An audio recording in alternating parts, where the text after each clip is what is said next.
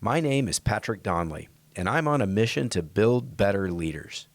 Today's episode was recorded on location at Tinker Air Force Base in Oklahoma, where I had the privilege of speaking with Colonel Abby Ruscetta and Chief Master Sgt. Chris Gradel. Together, they made up the command team of the 72nd Air Base Wing, Tinker Strong.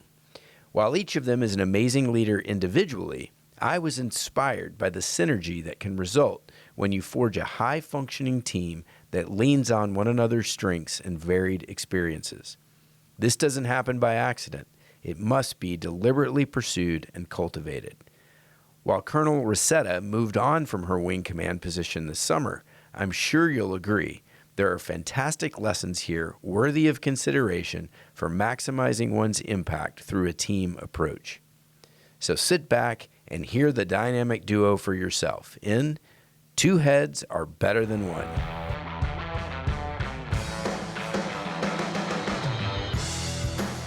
Okay, I'll go first, and then I'll turn it over to the command chiefs. So I'm a Corps Aircraft Maintenance Officer. So I grew up on the flight line supervising and leading maintenance troops. I've had 11 different assignments. I've had lots of staff jobs, flight line jobs. I had the opportunity to serve in New Safety and PACAF. I did my squadron command with F-16s at Hill Air Force Base in the 388 Spider Wing before they transitioned to F-35s. And then I did my group command here at Tinker in the Air Logistics Complex and the Propulsion Maintenance Group. So I will say I am the luckiest human in the world to get to be a wing commander against all odds. So I would just say growing up maintenance, being really lucky, getting to work for and with amazing people has gotten me here today, and just a lot of opportunities and keeping a lot of doors open despite, I will say, against all odds is how I got here. Great. Thanks. How about you, Chief? Absolutely. So I've been in for about 26 years. I initially came in as a supply troop and cross-trained at my 3-year mark into cyber.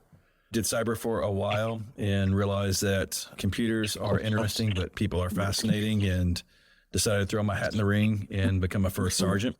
I was a first sergeant in BMT and in tech training for 3 years. And upon completion of that assignment, went back to the cyber world and did another year there, and was fortunate enough to make Chief Master Sergeant in 2015.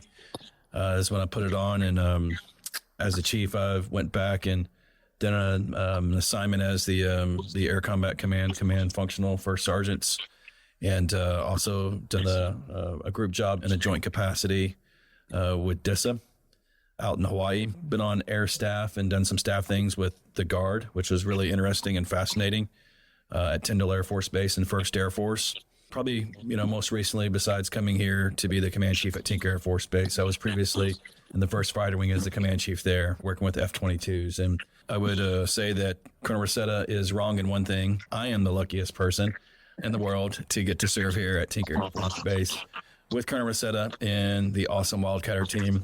It's been truly the highlight of my 26 years. Excellent. Thanks so much. So I think probably most of our listeners that aren't affiliated with the military, or maybe they're coming from other services, the idea of a command team may be unusual for them. Maybe they don't understand what that means. And it's a core part of Air Force leadership that you have a commander and a command chief. Colonel Ruscetta, can you take a shot at describing what does this relationship look like and why is it so important? Yeah, absolutely. So Chief Gradel and I dual hat as the 72nd Air Base Wing Command Team and also the Tinker Installation Command Team. So we have two very distinct roles as a command team, whether we're wearing our 72nd Air Base Wing Wildcatter Command Team hat or the Tinker Installation Command Team hat.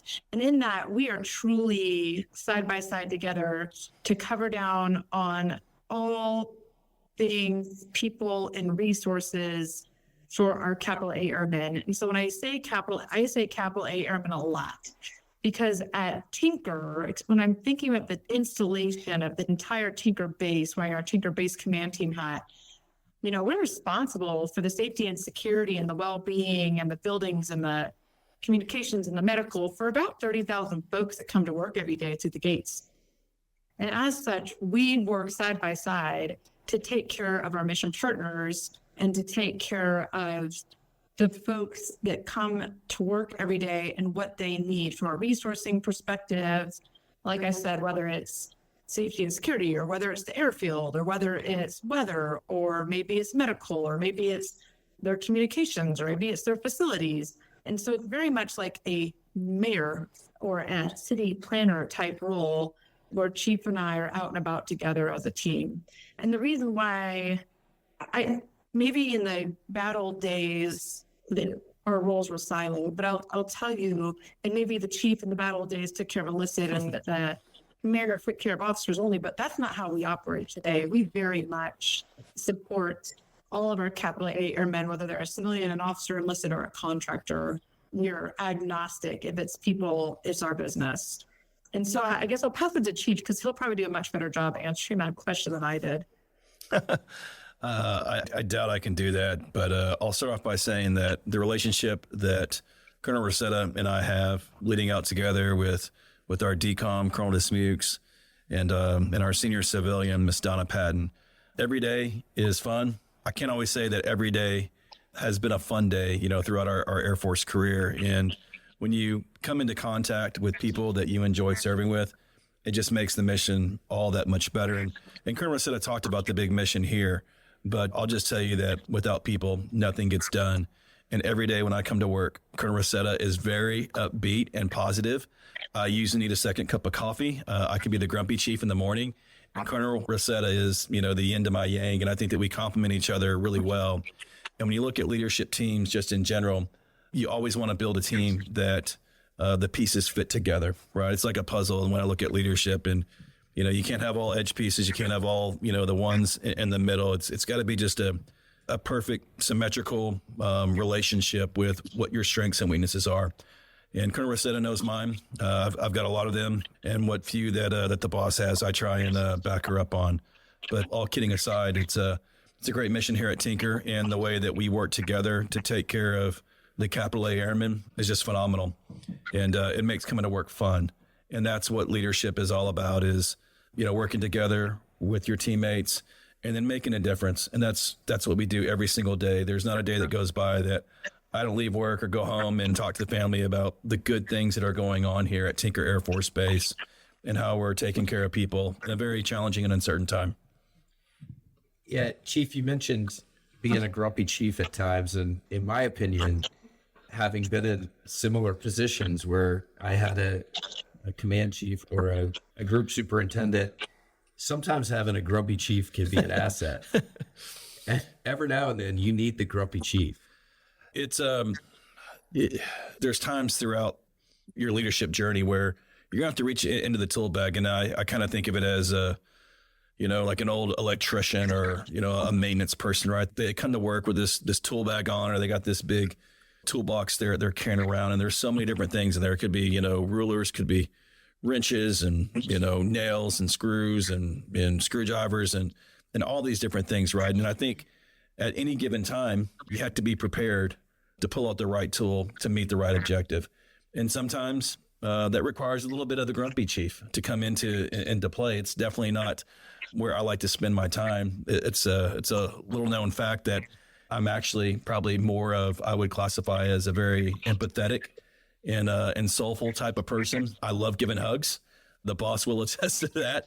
So sometimes she has to rein me in and some of my happiness and joy. Sometimes it's overwhelming. And, sometimes I think people just need a good hug, right? So I think knowing when to be the grumpy chief and then knowing when to show love, compassion, and empathy for our teammates that are going through hard times is what makes leadership really awesome.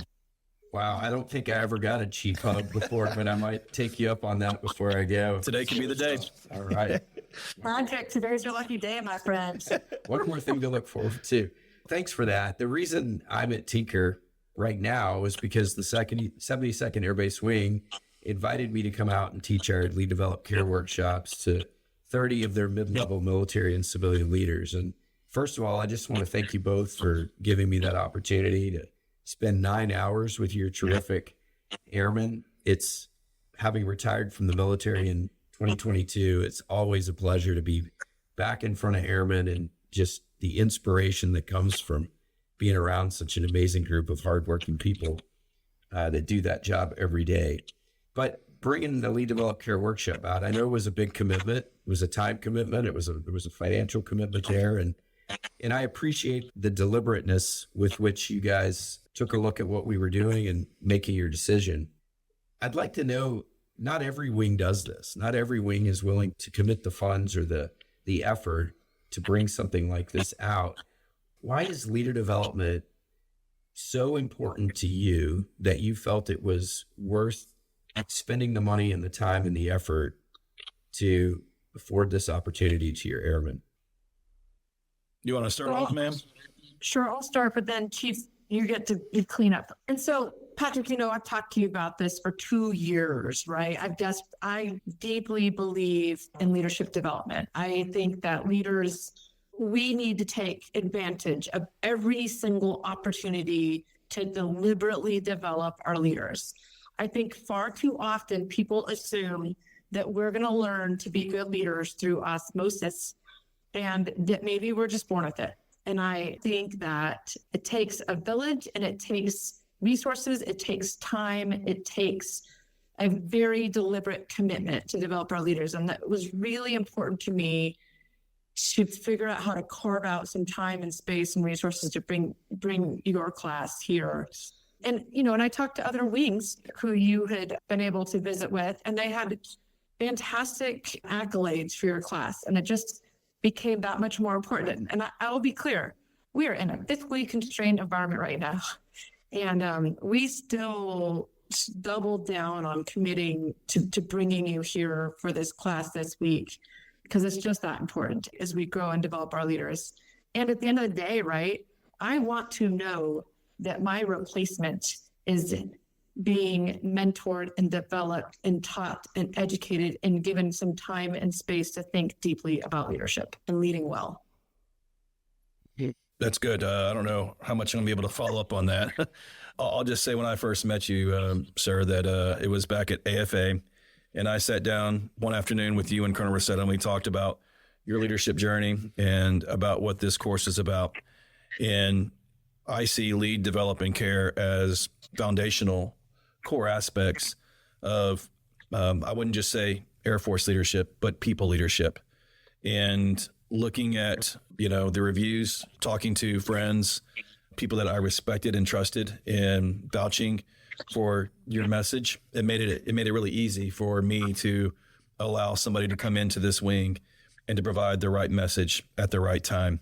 And I think sometimes our leaders and the airmen in the 72nd Air Base Wing, they hear a lot from Colonel Ruscetta and we try and communicate as effectively as possible and get out and see the people in their workspaces.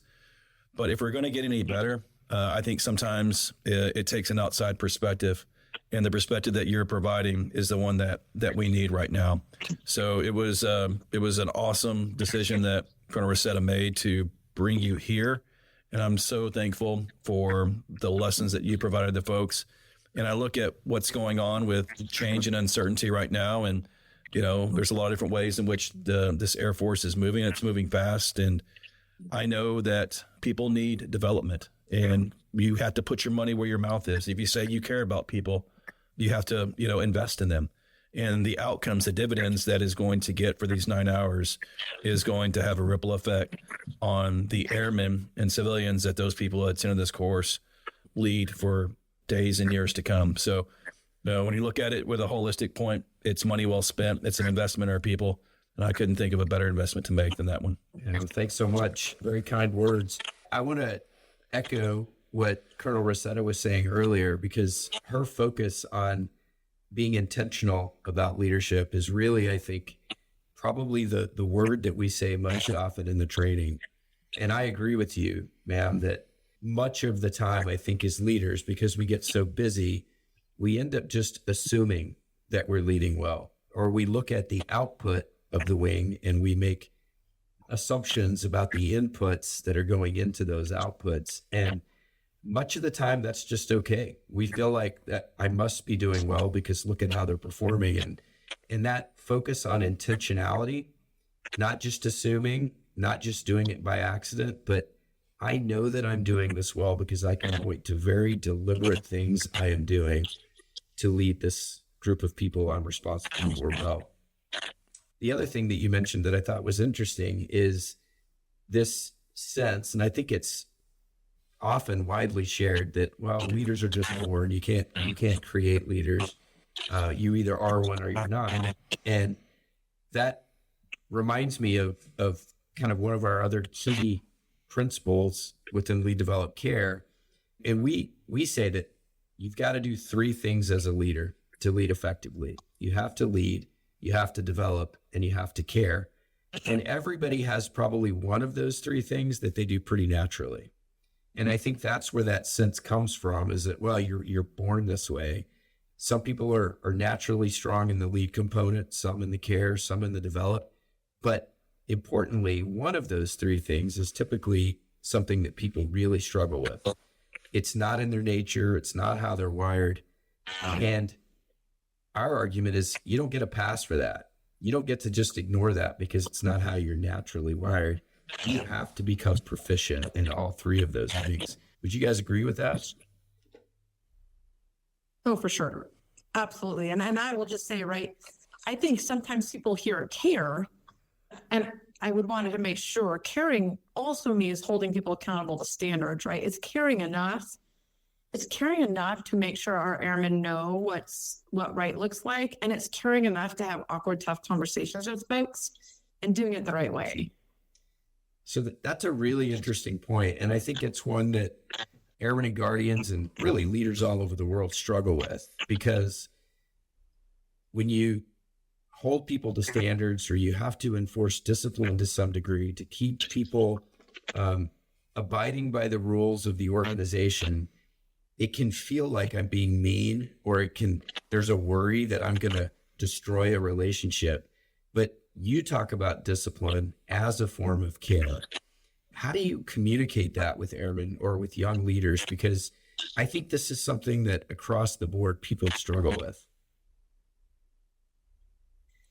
Yeah, I will tell you, my boss before was Major General Jeff King, and General King was phenomenal at giving people feedback in a way that pointed out areas they could improve, in a way that made them feel good about capitalizing on those areas to improve. And so I studied General King and how he did that.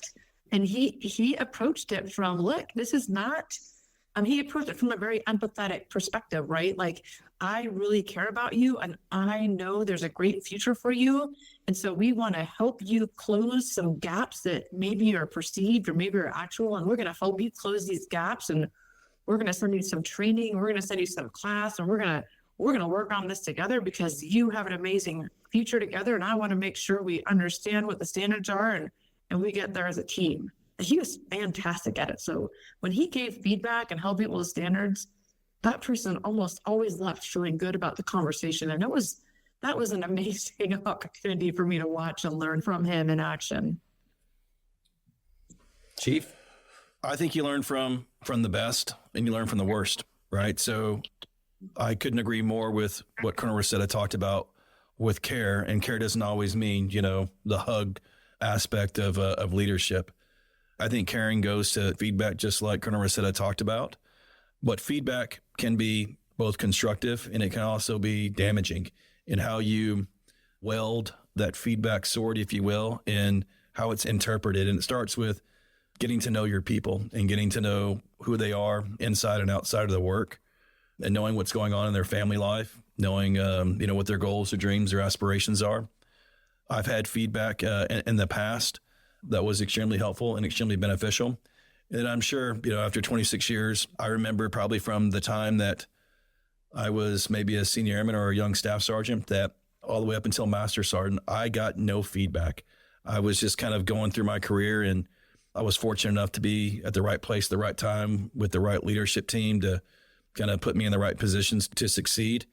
And a lot of times, absent of feedback, you think that you're doing great, right? But it wasn't until I put on the diamond And my first conversation with the commander, Lieutenant Colonel Matt Wyatt at the time, the 323rd Training Squadron commander, pulled me in and said, "Hey, Chris, I think you're, going to be a pretty good first sergeant. I think you have been promoted, pretty quickly, and you got a lot of these great things, and, you got a really great education, all these things." He's like, "But let me show you exactly where you're coming up short," and sat me down. And it was the first time in a long time that I felt somebody was doing something because they cared about me. And it's easy, to say when somebody's doing good. It's hard to say when somebody needs to do better. And feedback, even if it's critical, can be given in a way in which it's not demoralizing. And coming out of the conversation with him, I had a new perspective on things that I was doing good. And I could pat myself on the back for that. But at the same time, there were so many things that I was not doing that I should have been doing as a first sergeant and as a senior NCO. That feedback and that caring enough to give it, right, in a way in which it can be received is just, it's critical to leadership. And yeah, I think it's interesting that we're talking about caring in a way that is not traditional in the sense when it comes to it, because so many times, people just associate care with kindness, and those two can be associated together.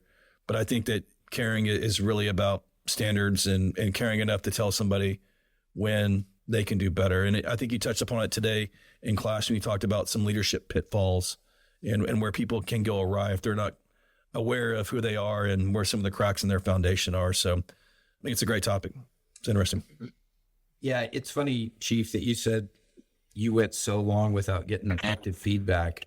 I was in the Air Force for 31 years, and in 31 years, I remember one effective feedback session where I really felt like the person had thought about me and was talking to me in a way to help me be even better.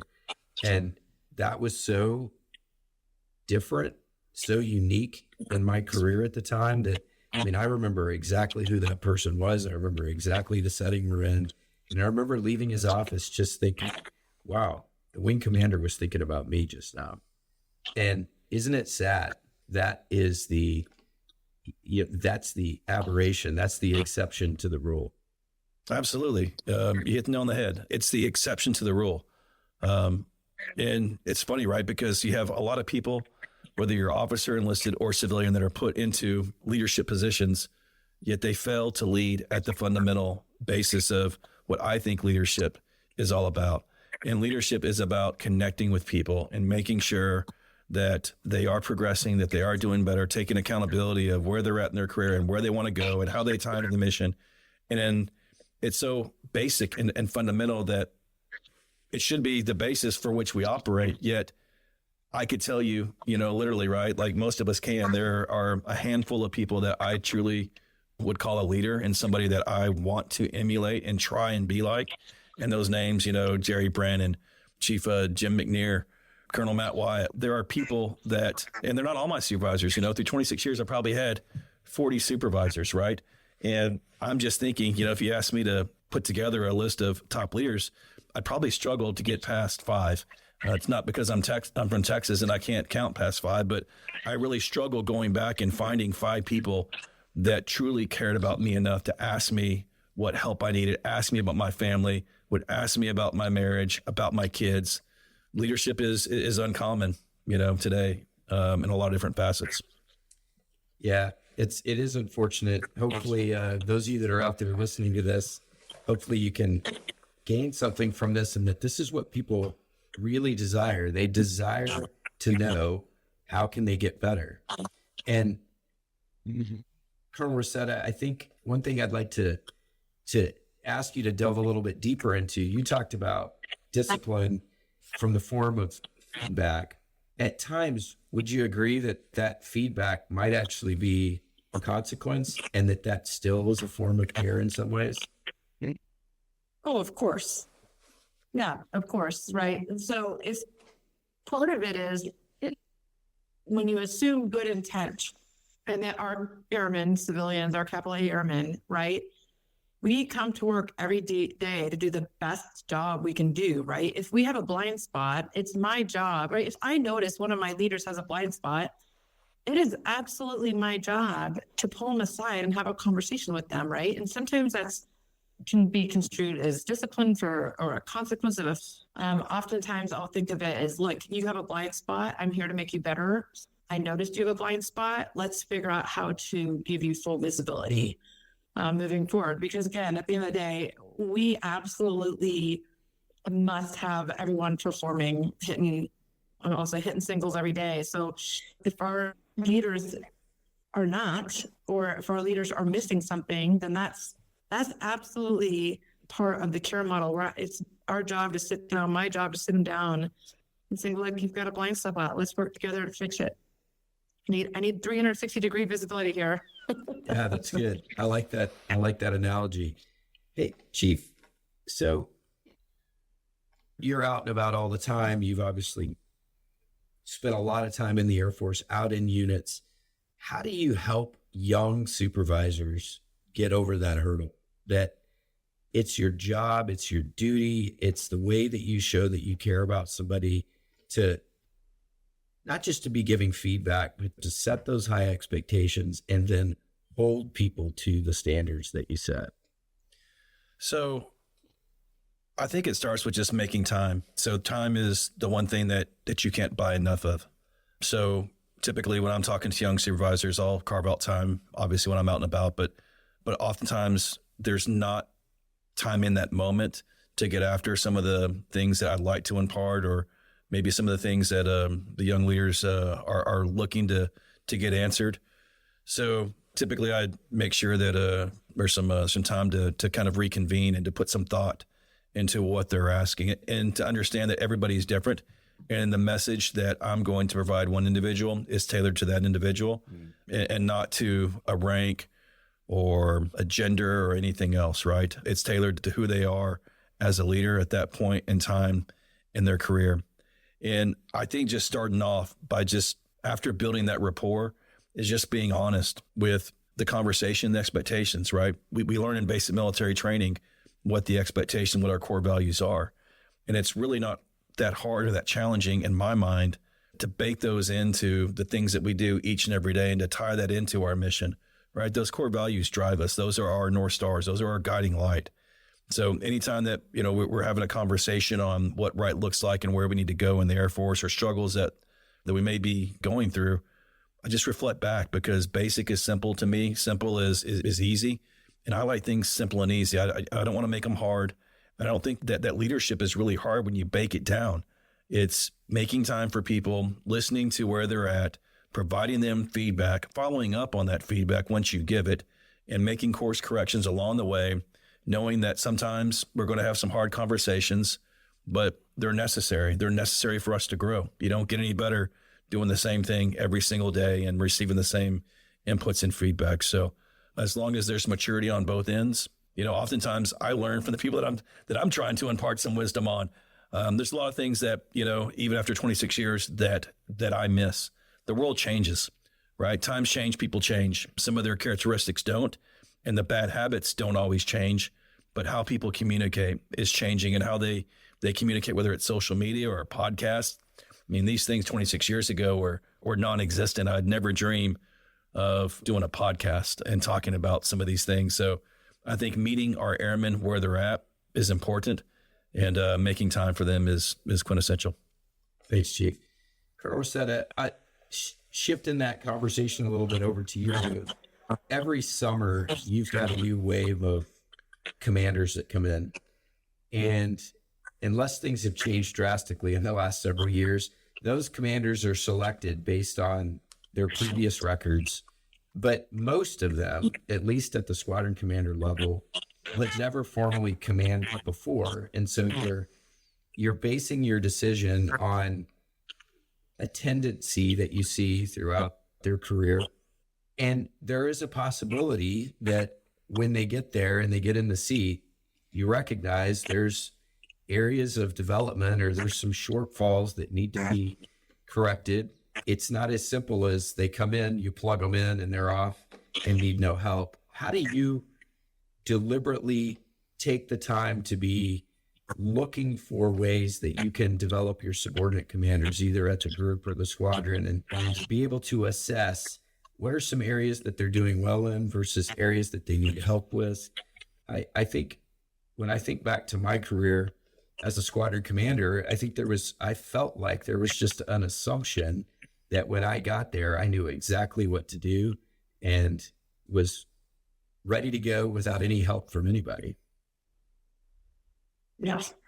Yeah, I think the same thing when I took squadron command. And so I have 4 different forums that I interact with different leaders, right? So one forum, this is not what you asked about, but one forum, Chief and I have a breakfast once a month with a different tier group, whether it's the Airman breakfast, NCO breakfast, Senior NCO breakfast, or CGO breakfast.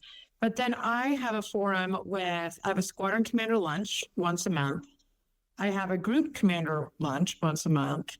I also have a senior leader meeting that includes all of my direct reports. I'm so lucky I have 17 direct reports. So in between them, and I also have a coffee, with any group that sort of doesn't get caught up, if that makes sense. Mm-hmm. So between my lunch that I have with all my squadron commanders and squadron directors, right? Because we have civilians who lead squadron-like organizations. So it's a lunch with my squadron directors and squadron commanders, and then a separate lunch with my group commanders. I have a sort of a coffee with the crowd that doesn't fit in neatly to one of those categories. And then I have a larger meeting with my direct reports. So between those 4 very deliberate monthly forums, I am continually giving and receiving feedback in sort of, those are smaller group settings, right? So I can get more direct feedback and deliver commander's intent, if you will.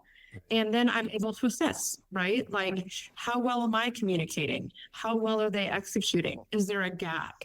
Do I need to communicate better? Maybe they need more resources to be able to do their job and move out with commander's intent. Frankly, I have been absolutely astounded by the talent of the officers and civilian leaders that we have. I will give my commander's intent, and I'll keep moving on, and they will circle back with ideas and plans that are just eye-watering. They're fantastic. I was like, man, I could have never got there by myself. But the team of leaders we have really just done a fantastic job. And then I use those various forums, right, of getting to sort of ensure we're on track. Oftentimes, Patrick, I get feedback from them that is very helpful. Like, hey, boss, did you think about this? Did you think about this? And that's really helpful. And I will also say this, and Chief will, I'm sure, back me up on this. Car time, I get car time with the Chief. That's the time the Chief and I are in the car by ourselves, right? And the windows are open, the doors are shut, no one can hear what we're talking about. That car time is so incredibly important to me, because that's the time that Chief and I can reflect and think through tough problem sets, just the 2 of us, and bounce ideas off of each other, and then assess how are we doing as a leadership team and how are our leaders doing? And do we need to bolster a certain area? Do we need to, hey, double down? This leader needs some help. This leader is fantastic. We're worried about this leader. So I will say that's a very multi-dimensional answer to your question, but I find all of that to be incredibly helpful when sort of assessing and mentoring and ensuring our leaders have what they need to be wildly successful. Wow, that's an amazing intentional schedule that you've put forward to ensure that you're continuing to have those connection points. I don't think I've ever heard of a leader who takes that much time and effort to ensure that everybody is getting time, both to receive and to give feedback. One of the things that I often hear in our workshops, we end the workshop by taking them through one of their leadership challenges or opportunities that they are currently facing, and showing them how the Lead, Develop, Care framework can actually help them come up with a better decision, a more rational decision, a more intentional decision.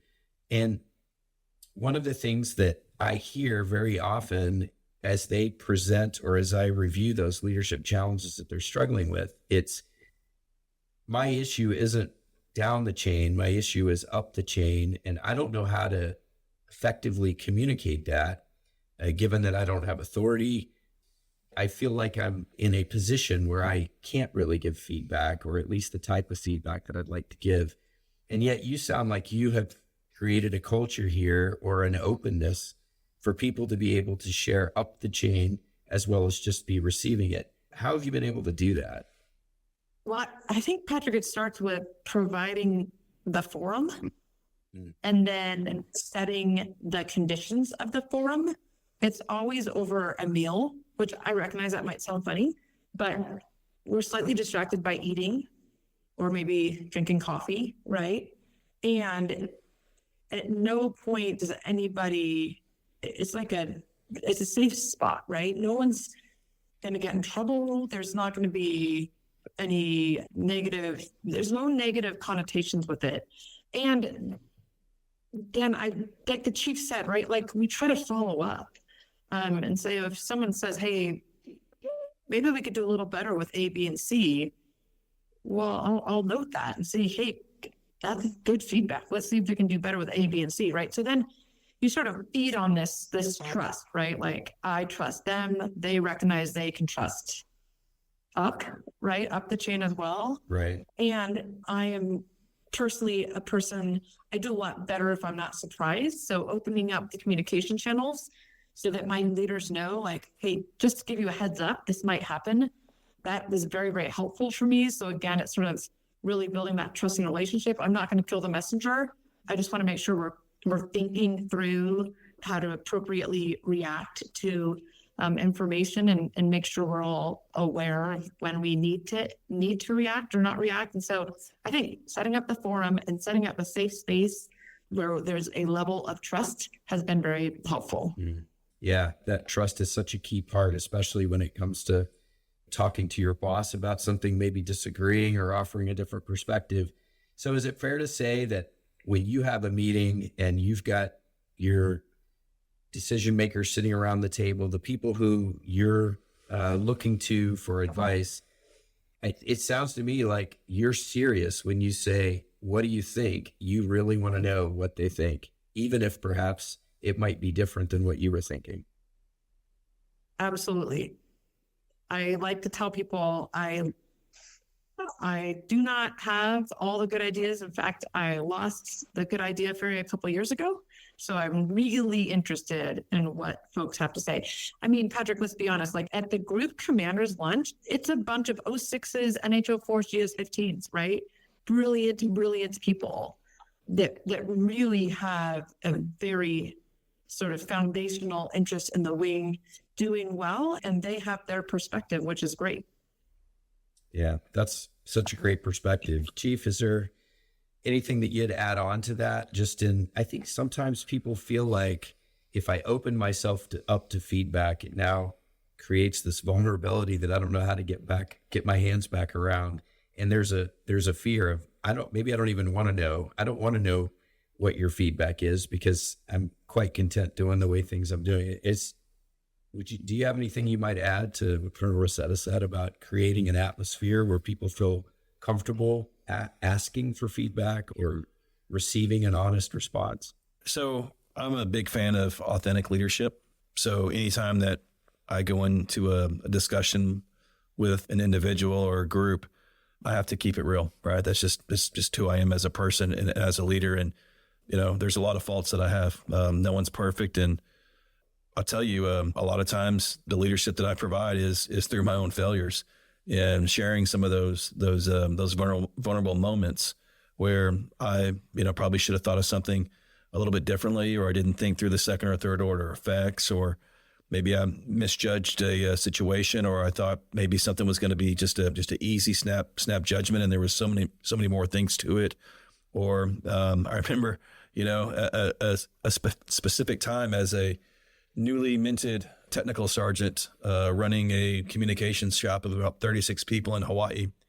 And at the time, I had no kids, and we were working for an inspection. We had a communications inspection coming up, and we had a lot of vulnerabilities that we needed to cover down on, and we still had the day-to-day mission.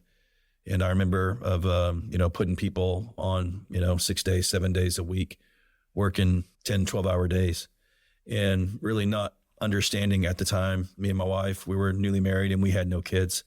And so I had some vulnerabilities in the sense that I didn't know what it was like at that time to have a family. And potentially some of the damage that I was causing by not taking into account families that have young kids and, mill to mill and single parents and, different things. And turns out that while I thought I was doing a really, really great job of getting us ready for the inspection, I was doing a really poor job of leading my people and understanding what their challenges were. So it's important that I come into, leadership sessions with that sense of vulnerability and authenticity and, let people know that what I'm going to tell you is my perspective, and it's wrought with failure sometimes. That's the one thing that I will humbly disagree. I love our Air Force, right? A whole lot. When you talk about the Airman's Creed, there's a last line in it. And I talked to Chief Master Sergeant of the Air Force, number 5, Bob Gaylor, who is on that Mount Rushmore of leaders in my eyes. We had a conversation about the Airman's Creed. And, that last line says, I will never falter. I will not fail.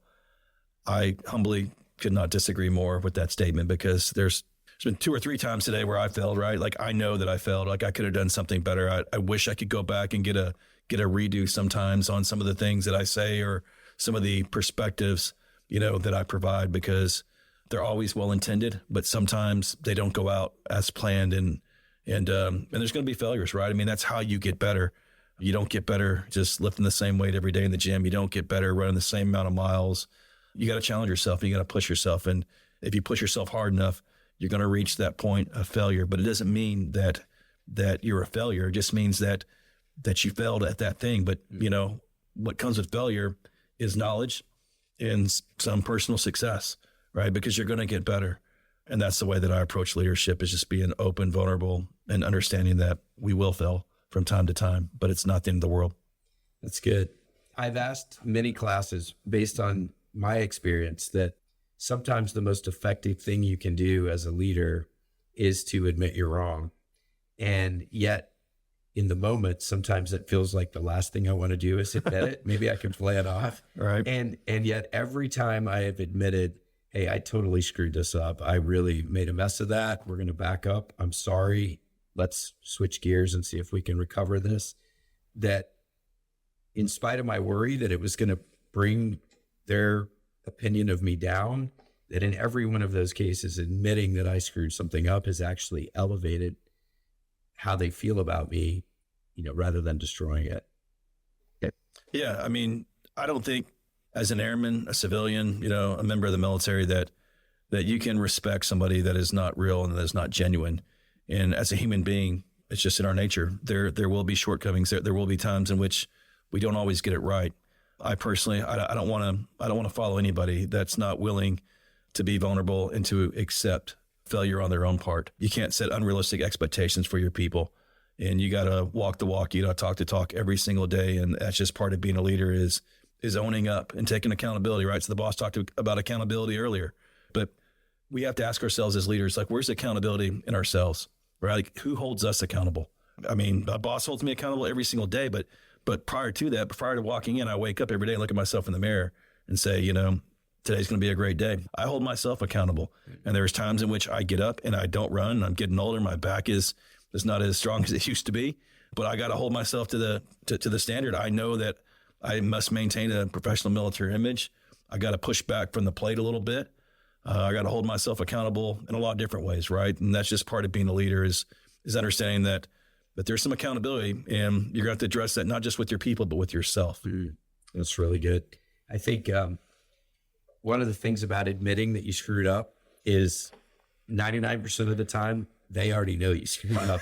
You might as well just get that off the table and admit it right up front. You're not fooling anybody. Colonel Ruscetta, I'd like to switch gears a little bit and take you back to Second Lieutenant Ruscetta, fresh out of the Air Force Academy. I think sometimes in the Air Force, we see the wing commander, we see the rank chief, we see all those stripes and the command chief star there, and we forget that you guys were once not chief master sergeants and colonels, wing commanders. How did Colonel Ruscetta, was there kind of one of those significant emotional events as a young second lieutenant maintainer? You were wrestling with this sense of like, holy cow, I am in charge right now, and I don't know what I'm doing. How did you get through that? Was there Can you think of a story or a time when, boy, that just became so real for you? And how did you do it? How did you make that transition from kind of ignorance to proficiency? Patrick, I have so many stories. Yeah, so there I was, second lieutenant. I was in Spangdahlem, Germany, my first assignment. It was glorious. And I was immediately a flight commander.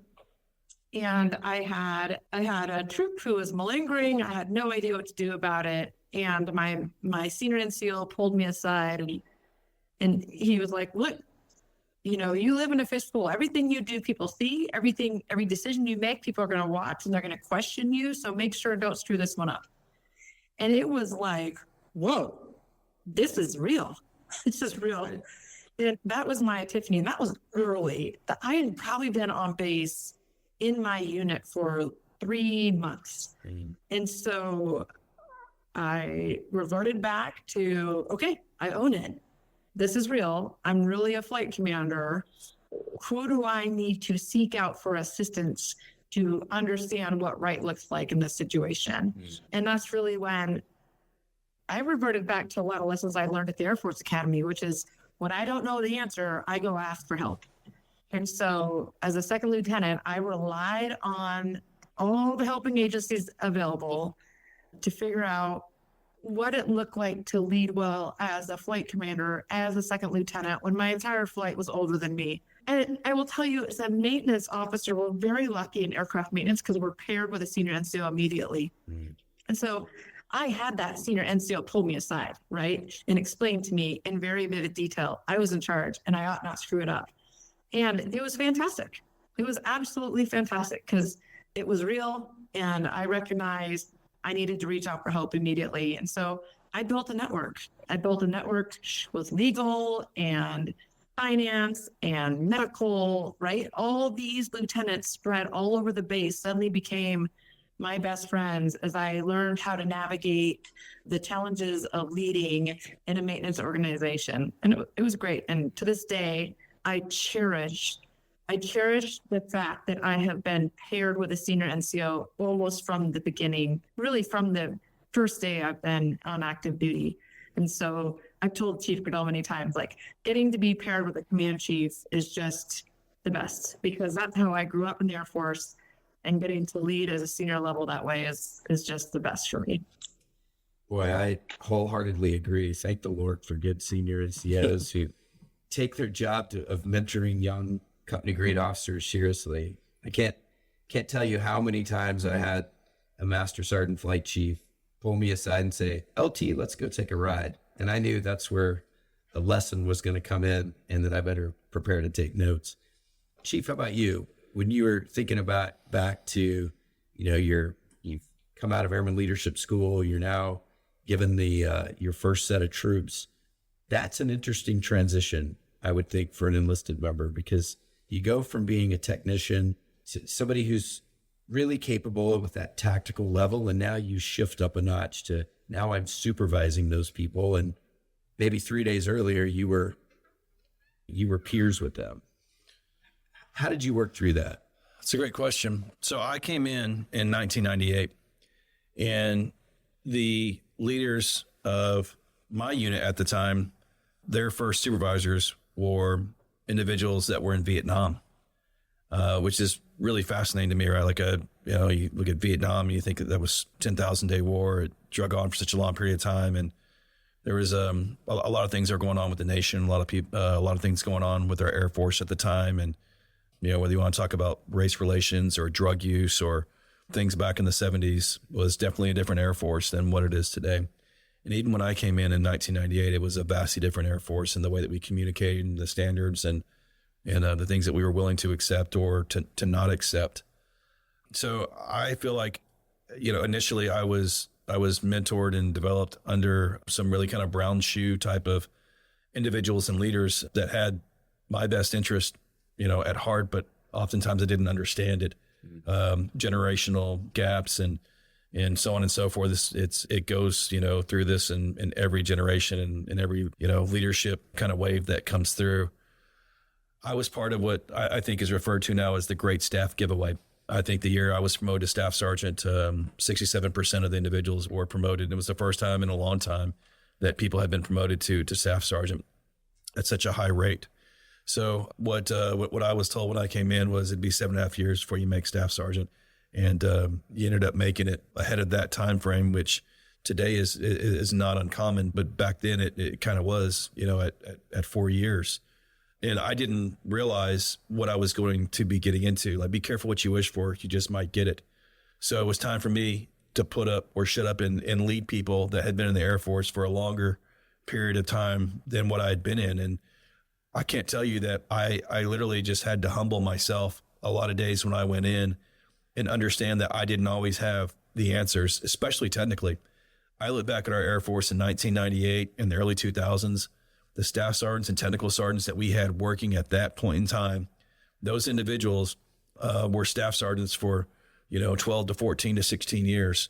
Those individuals were not built the same as our individuals today that have been rapidly promoted. And in some ways that's really good. But in the life experience area, in my opinion, we take a little bit of risk there, going forward. So when I was a brand new staff sergeant, I had never PCS'd. I had deployed once, but it was a 60-day deployment. I had no kids. I didn't have much Air Force experience, right? But the Air Force doesn't care about that, right? You have the stripe and you're expected to perform. And that, in my mind, it had to be a real paradigm shift. You can read all the leadership books in the world, but until you're thrust into that spot, the soft skills have to come out, and you have to fall back on the natural instincts of, I go back to what your course talks about, is developing and caring, right? The leadership is going to come when you show those other two attributes. When I show you that I care and I spend time with you and I humble myself to get better at the job and understand what your resources are, that is me caring, right? Me pouring into you, taking the time to provide you feedback, to talk about your EPBs, to talk about your goals, your dreams, your aspirations, is the development piece. Mm-hmm. That leadership piece just comes in naturally. But I'll tell you, it took me a long time to figure that piece out. I wish that my promotion, to staff sergeant might have been delayed a little bit longer. But the moment that you get the line number, the moment that you're selected, all bets are off and it's time to perform. And I look back upon some of those times as, extremely chaotic.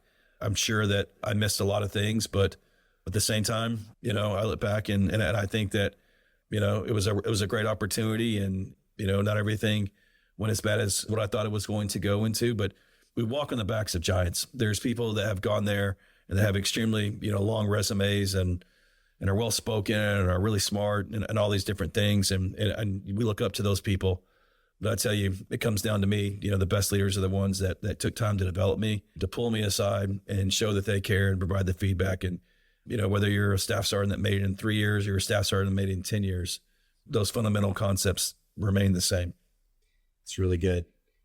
There's an aspect of, like you said, you don't know when that stripe is going to come or that leadership opportunity is going to come. And I think oftentimes as we go through our day-to-day jobs, we miss the opportunity to be watching, looking for those good examples, looking for those bad examples, and be taking notes so that when we are thrust into that position, you're more prepared perhaps than if we just came into it completely naive. Let me shift gears a little bit. I know we've been talking for a while, and I don't want to miss the opportunity to discuss just some of the current atmosphere and the challenges that must surely bring. I've always felt like real leadership or challenging leadership comes in the midst of change or turmoil or uncertainty. And it's in those times when we need the best leadership possible. And I'm not in the Air Force. I'm looking at this from the outside, but it certainly seems to me like there must be a significant amount of uncertainty and stress that just goes with all of these changes. How are y'all handling that? How are you trying to wrap your arms around that and help assure your airmen that things are going to be okay, that you've got their backs, or you're doing your best to look out for their best interest? So Patrick, I'll take the first swing and then I'll pass it to the chief if that's okay. Sure. So There's the old adage, right? You can't surge relationships. You can't surge trust in a time of need. It has to be there. And I would say that today, leading through the change that Chief and I are leading through is a time that I thank goodness that we have built trust with our formations. Almost day, I'll tell you, every single night I send out an email with the newest information about executive orders, DoD implementation, Department of the Air Force implementation guidelines. And every single night I sign off with thanks for your leadership. We need you right now.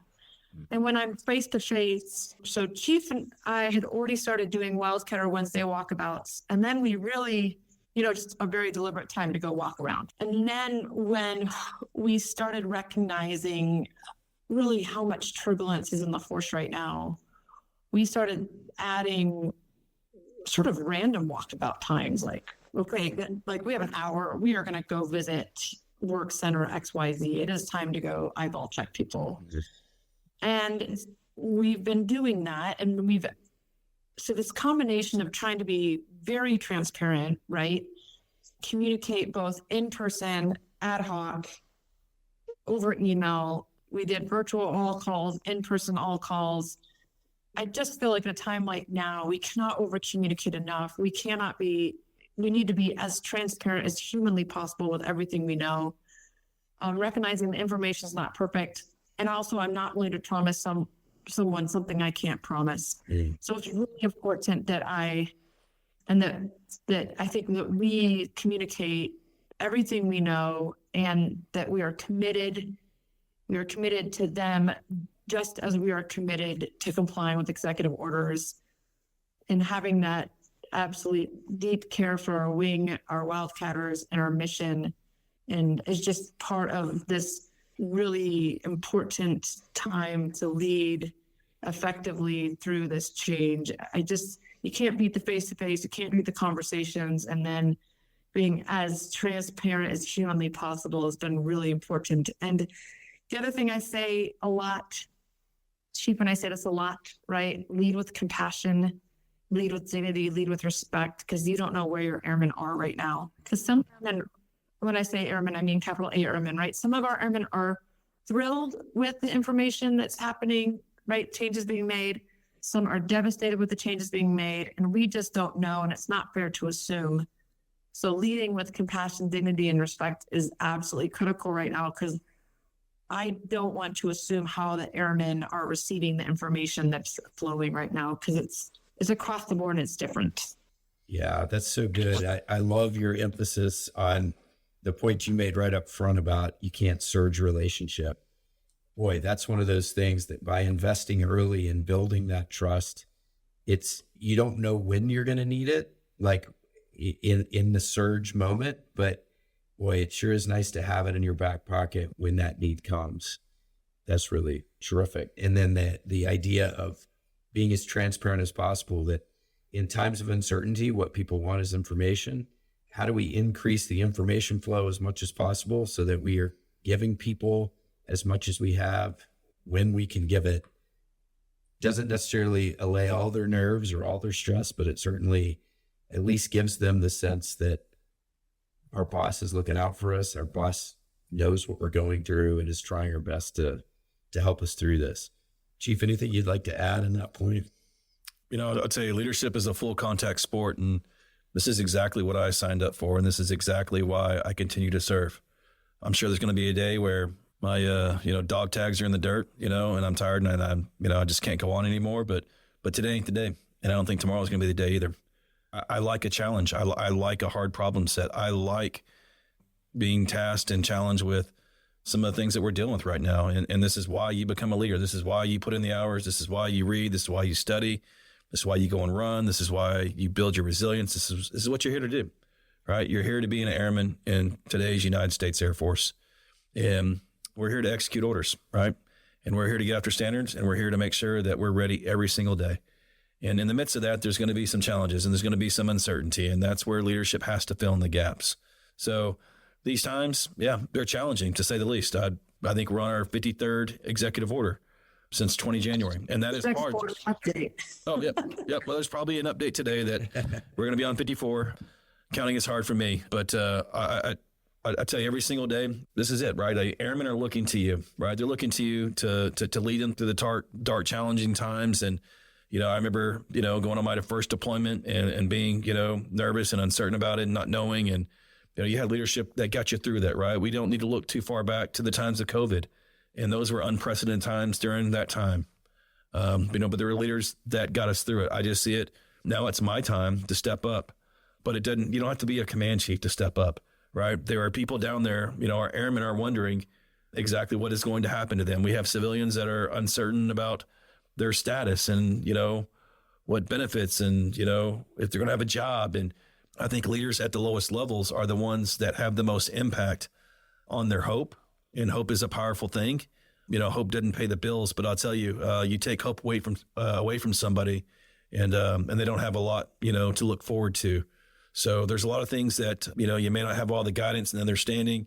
You may not have all the information. You may not be able to personally change things, but what you can change every single day is a person's outlook on what is going on in their life. And like Colonel Ruscetta said, some people are going to be extremely happy when they come into work, and some people are going to be struggling with what is going on, because change is a lot of things, but fun is never a word that I hear associated with change. But that was a time to lead. Right. So whether you're a brand new civilian supervisor or, you're the airbase wing commander, our airmen need leadership, and they're looking to you. If not you, then who? So it's time to step up to the plate. That's what we try and do every single day in Wildcatter Nation. And Yeah, that's so important. I think about times where I've been involved in really stressful circumstances. Maybe it was an incident on a base or some sort of wildly unexpected event that happened, and how much our airmen draw from seeing a leader that doesn't look panicked, that regardless of what they're feeling inside, they maintain a calm, optimistic demeanor. Even as they're sorting through it in their own minds, they communicate a confidence that people seize on and they benefit from. And I think it's a skill that you have to acquire, because if you're used to just wearing your emotions on your sleeve, you may communicate the exact wrong message. And I just want you both to know that in the 2 days that I've been here, I've interacted with the 30 airmen that we had in the class, and I've been to different base agencies, I've been to the commissary, and I've been just trying to take note of how's it going. And for all the stress and for all the maybe underlying worry that I know is out there, I can tell you from my perspective, looking at it as an outsider, the 72nd Air Base Wing Airmen are doing amazingly well. They're performing extremely professionally, and I've been inspired by what I've seen. And I know that's largely as a result of your leadership to them. So on behalf of the old retirees out there, let me just say thanks for what you're doing, because it's making a difference.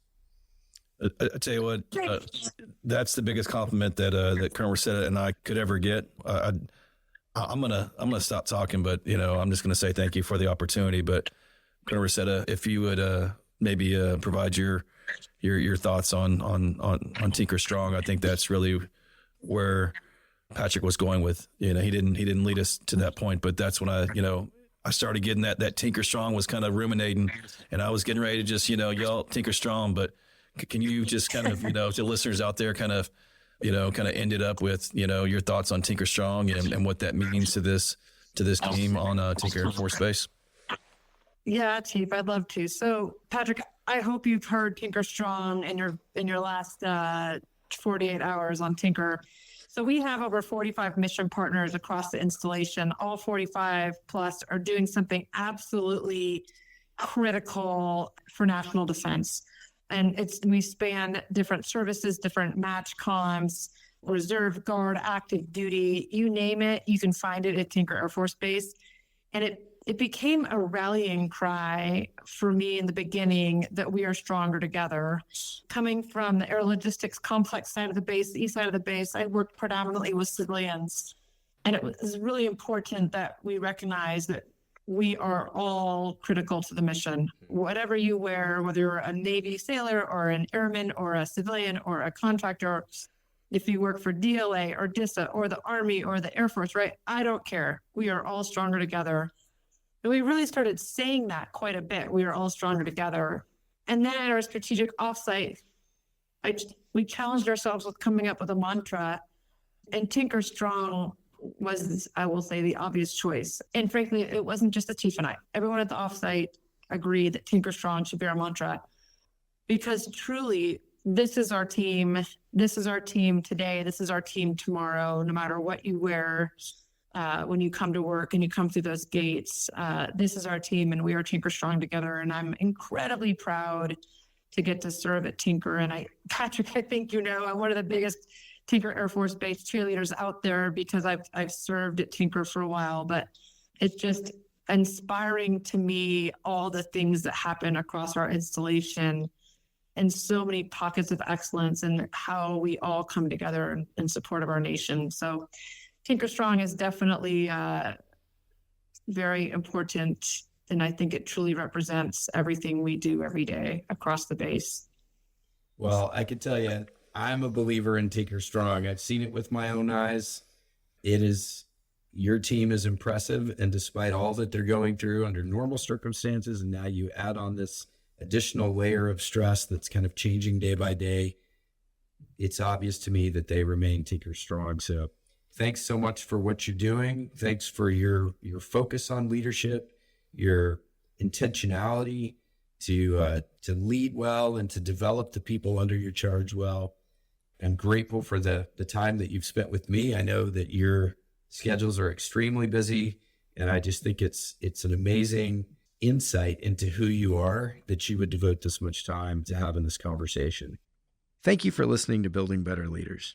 If you'd like to learn more about the Doolittle Leadership Center or the leader development workshops we deliver all around the world, please visit us at www.afa.org/DLC. Helping you become a better leader is our passion and our purpose.